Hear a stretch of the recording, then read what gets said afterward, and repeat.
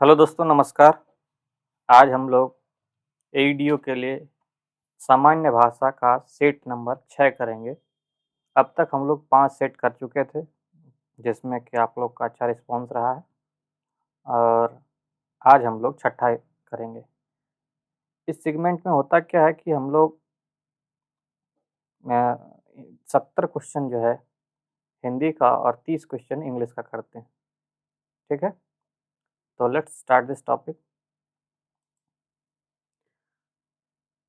पहला क्वेश्चन है कि जिन ढूंढा तीन पाइयाँ गहरे पानी पैठ लोकोक्ति का अर्थ क्या है? ठीक। जिन ढूंढा तीन पाइयाँ गहरे पानी पैठ लोकोक्ति का सही अर्थ क्या है? इसका अर्थ होता है परिश्रम का फल अवश्य मिलता है। परिश्रम का फल अवश्य मिलता है। क्वेश्चन नंबर दूसरा कहता है कौन सा शब्द जो है पुत्र का अनेकार्थी शब्द है? पुत्र का अनेकार्थी शब्द कौन सा है? तो पुत्र का अनेकार्थी शब्द जो है आपका पुत्र होता है। ठीक है? इनमें से कौन सा शब्द जो है एकत्र का विलोम है? एकत्र का विलोम क्या है?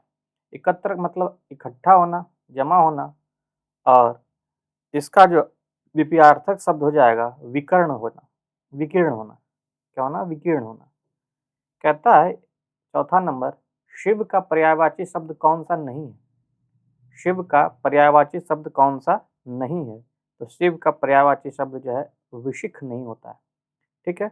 बाकी कामिरी, काम, कामारी, अतंग, अंतक और सोमेश्वर जो है शिव का पर्यायवाची शब्द है। बाकी विशिख जो है शिव का पर्यायवाची शब्द नहीं है। इसका जो है अर्थ जो होता है बाण होता है, बाण होता है, तीर होता है। ठीक है? कौन सा जो है शब्द, कौन सा वाक्य जो है शुद्ध है? 5 नंबर, कौन सा वाक्य शुद्ध है? इसमें अगर देखेंगे लता ने 2 चिट्ठियां लिखी, ये शुद्ध है। बाकी लता ने 2 चिट्ठी लिखी, ये गलत है। 2 है तो प्लुरल चिट्ठियां होनी चाहिए था यहाँ। लता ने 2 चिट्ठी लिखी, फिर वही हाल है, 2 चिट्ठी। इनमें से शुद्ध शब्द कौन सा है? शुद्ध शब्द कौन से हैं? तो इसमें शुद्ध शब्द जो है इंद्रवज्र, इंद्रवज्रा जो है शुद्ध है। ठीक है? यह एक संस्कृत का प्रसिद्ध वर्णिक छंद है, जिसका संधि विच्छेद जो होता है इंद्र प्लस वज्र होता है। क्या होता है? इंद्र प्लस धन वज्र। ठीक है? Question number 7। क्वेश्चन नंबर 7 कहता है इनमें शुद्ध शब्द कौन सा है? शुद्ध शब्द कौन सा है? तो इसमें शुद्ध शब्द है दर्शनाभिलाषी। दर्शनाभिलाषी, वही दर्शनाभिलाषी जो आप देखते हैं कार्ड में, शादी के कार्ड में छिप नाम रहता है। Question number 8। क्वेश्चन नंबर 8 कहता है इनमें से किस शब्द की वर्तनी शुद्ध है? वर्तनी किसकी शुद्ध है? तो आपका द्वारका का जो है वर्तनी सही है। बाकी द्वारिका नहीं होता है, द्वारिका भी नहीं होता है, द्वारी ये वाला बड़ी वाली नहीं होता है। नम्मा। क्वेश्चन नंबर 9, थोड़ा बहुत इनमें से कौन सा समास है? थोड़ा बहुत का समास कौन सा है? तो थोड़ा बहुत का समास जो होता है वो है आपका वैकल्पिक द्वंद्व। कैसा है? वैकल्पिक द्वंद्व है, सॉरी। निरीह का संधि विच्छेद क्या है? निरीह का संधि विच्छेद जो है निह जोड़ ई। ठीक है? इनमें से लड़ाई का प्रयुक्त, लड़ाई में प्रयुक्त जो है प्रत्यय कौन सा है? तो लड़ाई में जो प्रत्यय है वो है आपका आई। आई प्रत्यय से बना हुआ है। सकर्मक क्रिया में इनमें से किस पर प्रभाव पड़ता है? सकर्मक क्रिया में किस पे प्रभाव पड़ता है? तो ये पड़ता है आपका कर्म पे। किस पे पड़ता है? सकर्मक कर्म पे प्रभाव पड़ता है। और क्वेश्चन नंबर 13 कहता है जो क्रिया अभी हो रही है, वर्तमान में जो हो रही है उसे क्या कहते हैं? तो उसे कहते हैं आपका अपूर्ण वर्तमान काल, क्योंकि पूरा नहीं हुआ है तो अभी पूरा करना है, तो वो अपूर्ण वर्तमान है। राम बाजार जा रहा है का संदिग्ध भूतकाल में रूपांतरण करिए। संदिग्ध भूतकाल में रूपांतरण करना है। संदिग्ध भूतकाल इसका क्या हो जाएगा? राम बाजार जा रहा या राम बाजार गया होगा, इसका आंसर क्या हो जाएगा? राम बाजार गया होगा। ठीक है। क्वेश्चन नंबर 15 कहता है इनमें से छाया शब्द का जो है बहुवचन क्या होगा? छाया शब्द का बहुवचन जो होता है वो छाया ही होता है। ठीक है। छाया शब्द का बहुवचन छाया ही होता है। इसमें अगर बताएं तो हिंदी व्याकरण में नियमों के अनुसार कुछ स्त्रीलिंग शब्द ऐसे हैं जैसे कि छाया, माया, क्षमा, प्रज्ञा, प्रजा, ये सब का जो है एक वचन और बहुवचन दोनों समान होता है। इसका बहुवचन बनाने के लिए जो है रूप में कोई परिवर्तन नहीं किया जाता है। ठीक है। वाक्य के संबंध में यह जो है स्पष्ट होता है कि यह शब्द जो है एक वचन में प्रयुक्त होता है या बहुवचन में। जैसे कि पेड़ की छाया एक वचन है और पेड़ों की छाया ये बहुवचन हो जाता है। तो बहुवचन और एक वचन इसका सेम ही होता है। क्वेश्चन नंबर 16 कहता है श्याम पेंसिल से लिखता है इनमें से कारक क्या है? कारक क्या है? इसमें जो कारक है वो है करण कारक। ठीक है। पेंसिल से लिखता है ये एक करण कारक। क्वेश्चन नंबर 17 कहता है इनमें से संबंध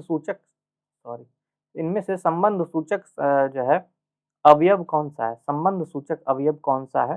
तो इसमें देखा जाए धन के बिना किसी का काम नहीं चलता।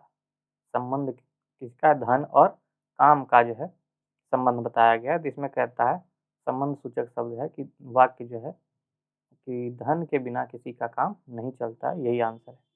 18 नंबर कहता है निम्नलिखित में से कौन सा शब्द जो है भाषण भाषण के लिए उपयुक्त विशेषण होगा?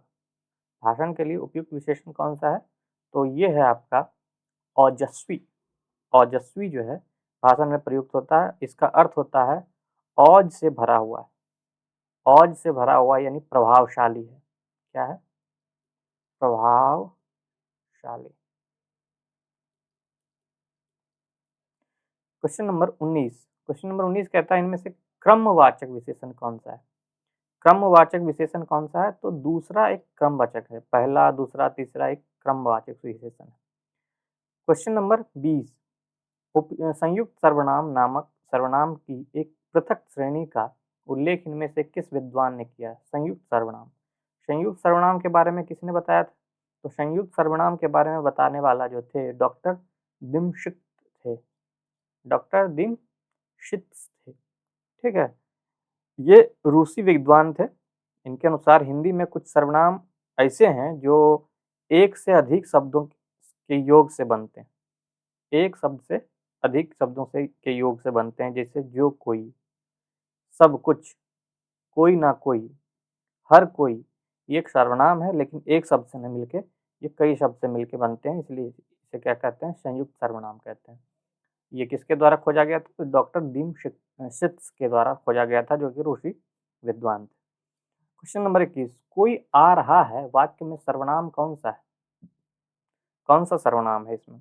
तो इसमें सर्वनाम जो है ये अनिश्चयवाचक है। कोई आ रहा है, इसका पता नहीं कौन है लेकिन वो सर्वनाम है और वो है अनिश्चयवाचक। 22 कहता है इनमें से कौन सा शब्द जो है जातिवाचक संज्ञा है? जातिवाचक संज्ञा है। मनुष्य, परिवार, मोहन, कृष्ण। इसमें अगर देखा जाए तो मनुष्य एक जाति है। मनुष्य एक जाति है। बाकी जो है मोहन और कृष्ण जो है एक क्या है? व्यक्तिवाचक है। ठीक है। इनमें से कौन सा शब्द जो है तद्भव है? तद्भव शब्द कौन सा है? तो तद्भव है आपका कोयल। कोयल एक तद्भव है। तद्भव शब्द को क्या होता है? जो संस्कृत से उत्पन्न होता है लेकिन समय के साथ परिवर्तित होकर वह हिंदी में परिवर्तित हो जाता है। जैसे कोयल को बदल के क्या कर दिया हम लोगों ने? जिसका तद्भव होता है कोकिल होता है। क्या होता है? तत्सम रूप इसका कोकिल होता है। सॉरी, कोकिल होता है। ठीक है। बाकी सब जो है तत्सम है। पंडित, पठन, कपि, बंदर अर्थ होता है। ये सब जो है संस्कृत से बिना किसी परिवर्तन से जो है डायरेक्ट इसमें हिंदी में लाया गया है, इसलिए वो तत्सम है। क्वेश्चन नंबर 24 इनमें से जो है अमानक वर्णों का विकल्प कौन सा है? अमानक। अमानक विकल्प में कौन सा है? तो इसमें अगर आप देखें तो बी में भी जो है, भ जो है अमानक है, ठीक है? अमानक, जिसमें देखिए बाकी र, य, झ, ल ये सब मानक के साथ आते हैं। जैसे अमानक शब्द का यह पुराना रूप है जो एक लेखन में प्रचलित नहीं है। देवनागरी लिपि में के मानकीकरण के बाद भ का आधुनिक स्वरूप जो है प्रयोग में लाया जाता है। अन्य विकल्पों में दिए गए सभी वर्ण जैसे कि अ, र, य और झ हिंदी व्याकरण में मानक वर्ण है, इसलिए दिया गया भ ही अमानक वर्ण सही उत्तर होगा। क्वेश्चन नंबर 25 से 27 तक हमको ये अनुच्छेद पढ़ के इसका जवाब देना है, ठीक है?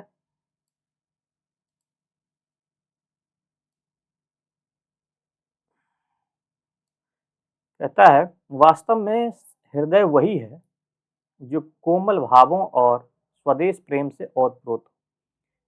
प्रत्येक देशवासी को अपने वतन से प्रेम होता है, चाहे उसका देश सूखा, गर्म, दलदल से युक्त हो। देश प्रेम के लिए किसी आकर्षण की आवश्यकता नहीं होती है, बल्कि वह तो अपनी भूमि के प्रति मनुष्य मात्र का की स्वाभाविक ममता है। मानव ही नहीं, पशु पक्षियां तक को अपना देश प्यारा होता है। संध्या समय पक्षी अपनी नीड़ की ओर चले जाते हैं। देश प्रेम का अंकुर सभी में विद्वान होता है। कुछ लोग समझते हैं कि मातृभूमि के नारे लगाने से ही देश प्रेम व्यक्त किया होता है। दिन भर वे त्याग, बलिदान और वीरता की कथा सुनाते नहीं थकते, लेकिन परीक्षा की घड़ी आने पर वह भाग खड़े होते हैं। ऐसे लोग स्वार्थ त्याग कर, जान जोखिम में डालकर देश की सेवा क्या करेंगे? आज ऐसे लोगों की आवश्यकता नहीं है। क्वेश्चन नंबर 25 इसके अनुसार कहता है कि उपरोक्त गद्यांश के अनुसार देश प्रेम का अंकुर किसमें विद्वान है? अंकुर किसमें विद्वान विद्यमान है? तो ये आपका है सभी प्राणियों में विद्वान है, सिर्फ मनुष्य में नहीं, पशु पक्षियों में भी विद्यमान रहता है। कहता है उपरोक्त गद्यांश के अनुसार सच्चा देश प्रेमी कौन सा है? वीर सपूती की कहानी सुनाता है वो, या मातृभूमि का जय घोष करता हो, परीक्षा की कसौटी पर खड़ा उतरता हो, या अपनी भूमि देश के लिए जान दान कर देता हो। अपनी भूमि देश के लिए दान करता है, ऐसा कुछ जरूरी नहीं है। इसमें सबसे उपयुक्त आंसर जो है, परीक्षा की कसौटी पर जो खड़ा उतरेगा वही देश का सच्चा प्रेमी कहलाएगा। 27 कहता है गद्यांश के अनुसार देश प्रेम से क्या अभिप्राय है? देश का प्रेम से क्या अभिप्राय है? देश के प्रति कोमल भावों का उदय, या देश के प्रति व्यक्ति का स्वाभाविक ममत्व, या अनथक प्रयत्न करके देश का निर्माण करना, या देश हित के लिए शत्रु से संघर्ष करना। इसमें सबसे सही उपयुक्त आंसर जो हमको लग रहा है वो होना चाहिए आपका देश के प्रति व्यक्ति का स्वाभाविक ममत्व जो होता है वही इसका आंसर होगा। क्वेश्चन नंबर 28 कहता है कि निम्नलिखित में से अर्धविराम चिन्ह कौन सा है? निम्नलिखित में से अर्धविराम चिन्ह कौन सा है? तो इसमें अगर आप देखें अर्धविराम चिन्ह जो होगा वो है आपका सी, जिसको अर्धविराम कहते हैं, ठीक है? 29 इनमें से कौन सी बोली जो है अर्धमगधी अपभ्रंश से निकली? अर्धमगधी अपभ्रंश से निकलने वाली बोली जो है बघेली है, ठीक है? पूर्वी हिंदी के अंतर्गत कौन सी बोली नहीं आती है? पूर्वी हिंदी के अंदर कौन सी बोली नहीं आती है? तो ये नहीं आती है आपकी भोजपुरी। कौन सी नहीं आती है? भोजपुरी नहीं आती है। 31 इनमें से किस राज्य की मुख्य राजभाषा जो है हिंदी नहीं है? हिंदी इसकी मुख्य भाषा नहीं है, वो है आपका सी 31 असम में असमी बोला जाता है। 32 पहला ज्ञानपीठ पुरस्कार किस लेखक को प्रदान किया था? तो इसको प्राप्त किसको प्रदान किया गया था? तो जी शंकर कुरूप को प्रदान किया गया था, ठीक है? ये मलयालम लेखक थे, इनको ही मिला था, ठीक है, 1965 ईस्वी में। कविता का अर्थार्थ किस विधा की रचना है? कविता की का अर्थार्थ किस विधा का रचना है? तो ये लिखने वाले, इसके पहले लिखने वाले कौन है? तो परमानंद श्रीवास्तव लिखे इसको। कौन लिखा है इनको? परमानंद श्रीवास्तव।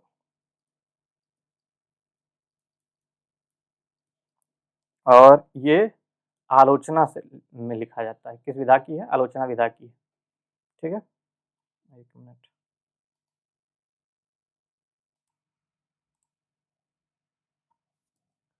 क्वेश्चन नंबर 34 कहता है कि इनमें से कौन सा जो है नाम मिश्र बंदियों में सम्मिलित नहीं है। मिश्र बंधुओं में सम्मिलित कौन से नहीं है? तो पहले 3 भाई जो थे मिश्र बंधु थे। इसमें मिश्र बंधु विनोद नामक हिंदी कहानी का बृहद इतिहास ग्रंथ है। इनमें 3 भाइयों का नाम जो है गणेश बिहारी मिश्र, ठीक है, श्याम बिहारी मिश्र, ठीक है, और सुखदेव बिहारी मिश्र थे। इसमें कृष्ण बिहारी नहीं थे, ठीक है। मिश्र बंदियों में कृष्ण बिहारी नहीं थे और यही सवाल का आंसर है, ठीक है। कहता है इनमें से अपेक्षा का संपादन किसने किया था? तो अपेक्षा का संपादन करने वाले जो थे वो तेज सिंह थे। तेज सिंह ने इसका संपादन किया था, ठीक है। भाषा संवर्धनी सभा, संवर्धनी सभा कहाँ स्थापित की गई थी? तो भाषा संवर्धनी सभा जो स्थापित की गई थी वो की गई थी आपकी अलीगढ़ में। कहाँ? अलीगढ़ में। 37 कहता है इनमें से किस पर एक पत्रिका का संपादन प्रेमचंद्र ने नहीं किया? तो इसमें कौन सा संपादन प्रेमचंद्र ने नहीं किया था? तो सुधा सुधा का जो है संपादन इन्होंने नहीं किया था। बाकी माधुरी पत्रिका का संपादन और जागरण, ठीक है, और मर्यादा, तीनों जो है प्रेमचंद्र का द्वारा संपादित किया गया था। बल्कि सुधा की बात करें तो ये दुलारे लाल भार्गव ने किया था। कौन किया था? दुलारे लाल भार्गव।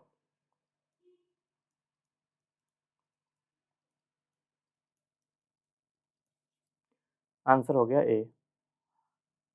आलंबनत्व धर्म का साधारणीकरण होता है, पंक्ति किस विद्वान ने दी है? ठीक है, एक मिनट।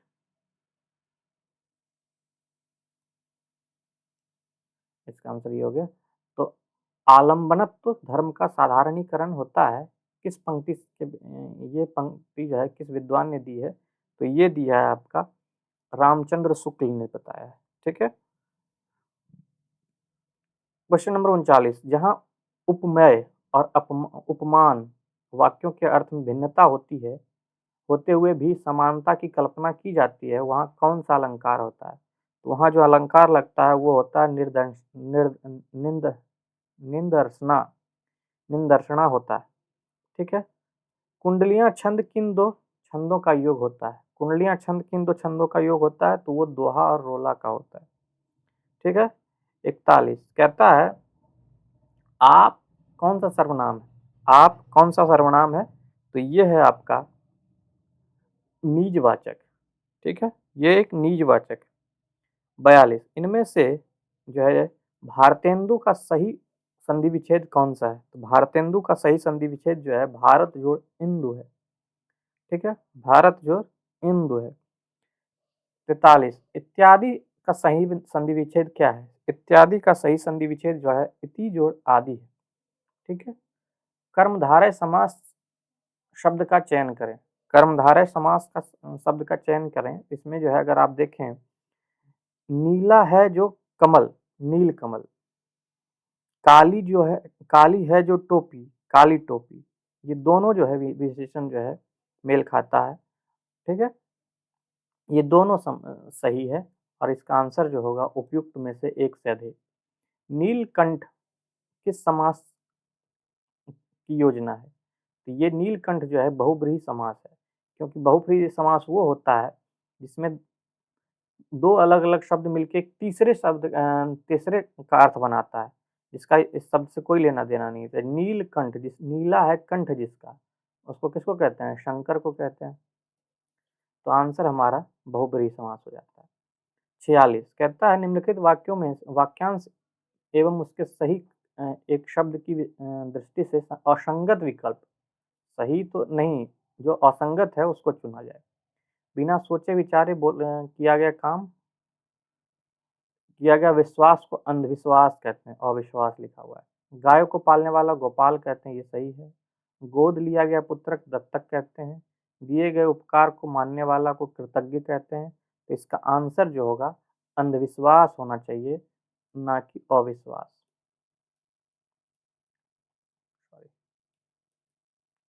ठीक है, अंधविश्वास होगा ये। आंसर हमारा ए हो जाएगा 46 का। 47 महोत्सव का अर्थ क्या है? ऑप्शन है महा है जो उत्सव, महिमा वाला उत्सव या माह का उत्सव। तो इसका आंसर जो होगा महान है जो उत्सव को महोत्सव कहते हैं। नदी का पर्यायवाची शब्द कौन सा नहीं है? तरंगनी है, तटनी भी है, जबकि इला जो है, इसमें अगर देखा जाए इला जो है इसका पर्यायवाची शब्द नहीं है और यही सवाल शब्द का आंसर है। इसका इला जो होता है वो धरती को कहते हैं। क्या कहते हैं? धरती को कहते हैं इला। निम्नलिखित में से कौन सा शब्द लता का पर्यायवाची शब्द नहीं है? ठीक है, लता का पर्यायवाची शब्द नहीं है, तो लता का पर्यायवाची शब्द भेक नहीं है। ठीक है, बाकी लता का पर्यायवाची शब्द वल्लारी, बैल, लतिका, बेली ये सब है। ठीक है, और भेक का पर्यायवाची शब्द जो होता है वो है मेढक। मेढक कहते हैं इसको। ठीक है, प्रवृत्ति शब्द क्या के सही विलोम शब्द का चयन करिए। प्रवृत्ति का सही संधि विलोम शब्द कौन सा है? निवृत्ति। ठीक है, निम्नलिखित में से मर्त्य मर्त्य का विलोम शब्द क्या है? मर्त्य का विलोम शब्द क्या होगा? तो ये होगा आपका अमर। ठीक है, क्वेश्चन नंबर 52। सिर पर सवार रहना, सिर पर सवार रहना का मुहावरे का अर्थ क्या है? पीछे जो पड़ना, मरने मारने पर उतारू होना, भाग जाना, बाधक होना। तो इसका आंसर जो होगा पीछे पड़ना। ठीक है, अंगूठा दिखाना मुहावरे का अर्थ क्या होता है? बेइज्जत करना, समय पर धोखा देना, अन्याय करना। आंसर होगा समय पर धोखा देना। एक मिनट, समय पर धोखा देना या बेइज्जत करना, दोनों होगा। बेइज्जत करना भी अंगूठा दिखाना होता है, समय पर धोखा देना भी होगा। तो इसका जो आंसर होगा ये उपर्युक्त में से एक से अधिक आंसर हो जाएगा। क्या हो जाएगा? उपर्युक्त में से एक से अधिक आंसर हो जाएगा। किसी भी वाक्य में शब्दों के डैश में बहुत सावधानी बरतनी चाहिए। तो शब्दों के प्रयोग में जो है सावधानी बरतनी चाहिए। ठीक है, शब्दों के प्रयोग में सावधानी बरतनी चाहिए। Question number 55। इनमें से कौन सा शब्द जो है तत्सम नहीं है? तत्सम नहीं है यानी वो तद्भव है। ठीक है, कौन सा शब्द तद्भव है? तो 55 का आंसर अगर आप देखें रीत, रीत एक तद्भव है। ठीक है, जो संस्कृत से बिना किसी परिवर्तन के लिए लिया गया है, जबकि रीत का उपयोग जो है हिंदी में बदल कर किया जाता है, इसलिए इसका तत्सम नहीं है। रीत शब्द स्वयं में रीति है, तत्सम का तद्भव रूप। ठीक है, इनमें तद्भव शब्द कौन सा है? 56 नंबर। 56 में जो है आंसर जो है बजरंग जो है इसका तद्भव शब्द है, बाकी सब तत्सम है। मिठास शब्द कैसा है? मिठास शब्द कैसा है? या व्यक्तिवाचक है, जातिवाचक है, समूहवाचक या भाववाचक है? मिठास एक भाव है। आंसर सी हो जाएगा। महात्म्य, महात्म्य शब्द क्या है? महात्म्य शब्द क्या है? तो महात्म्य शब्द जो है वो है आपका एक भाववाचक। क्या है? भाववाचक। महात्म्य होता है महिमा का महत्ता करना, महिमा का महत्ता करना। विशेषण से भाववाचक बदलने वाला शब्द क्या होता है? विशेषण से भाववाचक बदलने वाला शब्द कौन सा बनने वाला शब्द क्या है? तो ये है आपका शिष्ट शिष्टता। शिष्टता जो है विशेषण से बना हुआ, शिष्ट से शिष्टता बना हुआ एक भाववाचक संज्ञा हो जाता है। रमेश कल दिल्ली जाएगा, इसमें जो है कल क्या है? कल क्या है? तो कल क्या है? तो कल एक जो है क्रिया विशेषण है। क्या है? क्रिया विशेषण है। उत्तम पुरुष बहुवचन संबंध कारक है। ठीक है, उत्तम पुरुष बहुवचन संबंध कारक है। कौन सा? तो इसमें अगर आप देखें तो हमारा जो है एक उत्तम पुरुष है और बहुवचन भी है। ठीक है, क्वेश्चन नंबर 62। क्वेश्चन नंबर 62 कहता है निम्नलिखित में से पूर्ण भूतकाल संबंधित वाक्य कौन सा है? तो इसमें अगर आप देखें मैं आवश्यक कार्य से जयपुर गया था, ये एक पूर्ण भूतकाल संबंधित वाक्य। 63 कहता है निम्नलिखित शब्दों में से उपसर्ग और मूल शब्द पृथक कीजिए और गलत जो हो उसका चयन कीजिए जो गलत हो। ये आपको ध्यान देना है, गलत सही कहाँ ध्यान दे रखा है। इसमें अगर आप देखें नीरस, ये नीरस तो सही है लिखा हुआ, लेकिन इसका जो संधि विच्छेद जो किया है वो गलत किया हुआ है। इसमें जो होगा नी नहीं होगा, इसमें क्या होगा, मूल रूप से हर्षई वाला नी होगा। ठीक है। एक से अधिक उपसर्गों से बना शब्द कौन सा नहीं है? ठीक है। एक से अधिक से शब्दों से बना हुआ शब्द कौन सा नहीं है उपसर्ग से? मतलब एक से अधिक बाकी सब में बना हुआ है, कोई एक है जो केवल एक से ही बना हुआ है। इसमें अगर आप देखें अधकचरा जो है, एक से अधिक उपसर्गों से बना हुआ शब्द नहीं है, इसमें अध उपसर्ग का प्रयोग किया गया है सर। उपसर्ग का प्रयोग किया गया है। ठीक है। क्वेश्चन नंबर 65, ई प्रत्यय रहित शब्द कौन सा है? जिसमें कि ई प्रत्यय नहीं लगा हुआ है, रहित है की बात की गई है। इसमें अगर आप देखें तो इसमें माननीय में जो है ई प्रत्यय नहीं लगा हुआ है। ठीक है। क्वेश्चन नंबर 66, किस शब्द में दान प्रत्यय प्रयुक्त नहीं किया हुआ है? दान प्रत्यय प्रयुक्त नहीं है, तो ये है रक्तदान में प्रयुक्त नहीं हुआ है, बाकी में जो है दान प्रत्यय का प्रयोग किया गया है। 67, कौन सा शब्द जो है अशुद्ध है? इसमें अशुद्ध कौन सा है? तो इसमें जो है अशुद्ध जो है आपका आर्द्रता जो है अशुद्ध है। ठीक है। ये लिखा कैसे जाता है? इसमें अगर आप ये सब सही है, बाकी यहाँ द के ऊपर लगा दीजिएगा रेफ, तो ये सही हो जाएगा। 68, किस विकल्प में कोई भी शब्द जो है शुद्ध नहीं?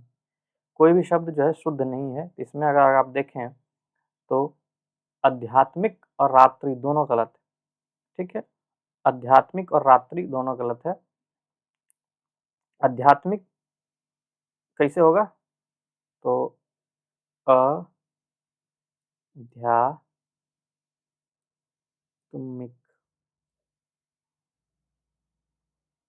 ठीक है। आ लगेगा यहाँ, बाकी तो सही है। रात्रि में हर सही लगेगा, ये सही होगा। आंसर हमारा बी होगा। निम्नलिखित में से शुद्ध वाक्य कौन सा है? तो 59 का बात करें तो ये साहित्य और समाज का घनिष्ठ संबंध है, ये शुद्ध है। 70, कौन सा वाक्य शुद्ध है? तो इसमें जो है आपका मुझे शिक्षाप्रद कहानियों की पुस्तक चाहिए, ये सही है, बाकी गलत है। 71, कहता है अ dash of dust, a dash of dust, इसमें जो है आंसर होगा आपका स्पिक। ठीक है। SPEC के, स्पिक, ये सही है। 72, इसमें कहता है Swati gentle her sister dash it, तो इसमें होगा आपका must have done it. He has been ill dash yes Tuesday, he has been ill since होना चाहिए इसमें। ठीक है। इसमें सिंस होगा, he has been ill since, तो यहाँ होगा none of this. The doctor advise the patient to dash an operation, to dash an operation, इसमें अंडरगो होगा, क्या होगा, अंडरगो होगा। What is the meaning of do away with? Do away with का meaning क्या होगा? इसमें जो है आपका अबॉलिश और कैंसिल दोनों होगा, ये और ये, तो इसका आंसर जो होगा हमारा वो दोनों हो जाएगा। यहाँ जो होगा नन ऑफ द की जगह पर होगा मोर देन वन। ठीक है। डी। 76, कहता है choose the correct meaning of the underlined idiom. The old man kick the bucket, kick the bucket मतलब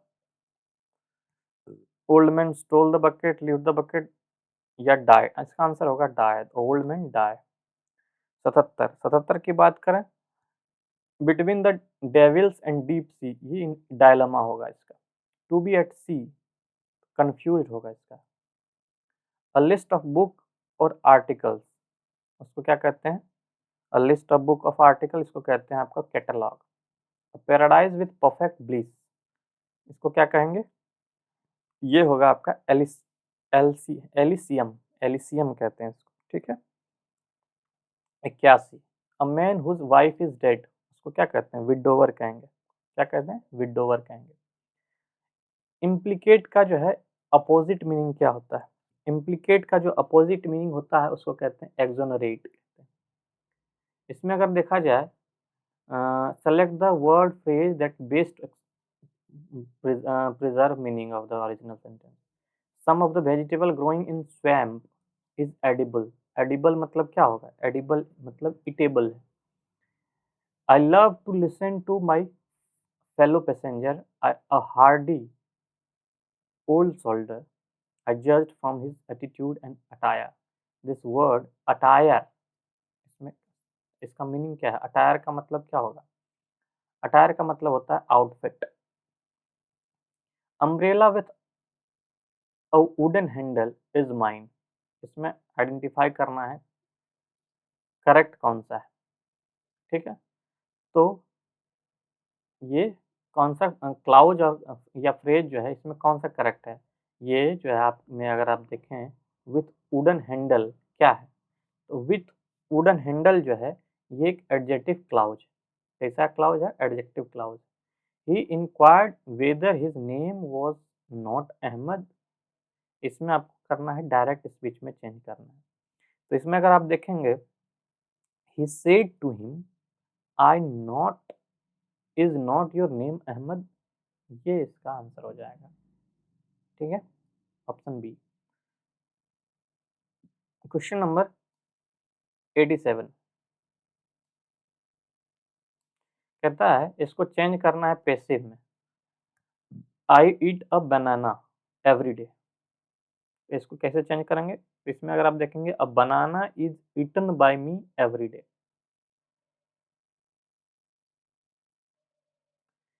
ठीक। क्वेश्चन नंबर 88 कहता है, इसको पैसिव में चेंज करना है। क्या है sentence? We have to pick the fruit very early in the morning. तो इसमें अगर आप देखेंगे 88 का सी हो जाएगा, fruit has to be picked very early, otherwise it can not be got in to the market. ठीक है, which of the following is correct sentence? इसमें अगर देखें तो he does not know how to write. 90 कहता है, Catherine says that she dash in love before. She dash in love before, तो इसका आंसर होगा, he she had never been in love before. When we got home last evening, we found that the guest had arrived होगा। What does easy indicate? easy indicate करता है example को। ठीक है, कहता है प्रीपोजिशन भरना है यहाँ। She is thinking dash a plan. She is thinking dash a plan, तो ये हो जाएगा she is thinking of a plan. क्या होगा? Of a plan. 94 प्रीपोजिशन भी भरना है। There is no cure, there is no cure for the AIDS yet. 95 he dash go to Bombay tomorrow. Tomorrow जाएगा, तो इसका जो आंसर होगा आपका ए होगा, he will go to Bombay tomorrow. Rakesh is sure dash getting a first class in coming examination.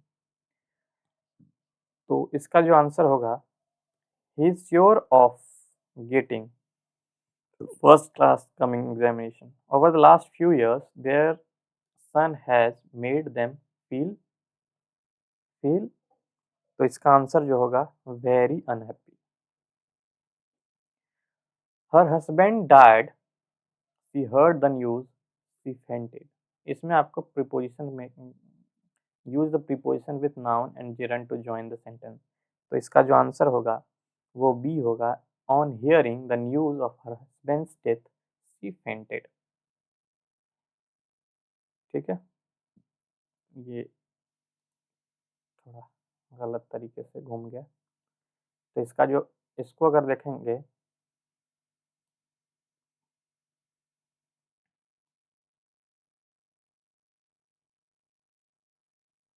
Ninety nine number, a dash of paper, a sheet of paper. इसका जो answer होगा अ शीट ऑफ पेपर होगा।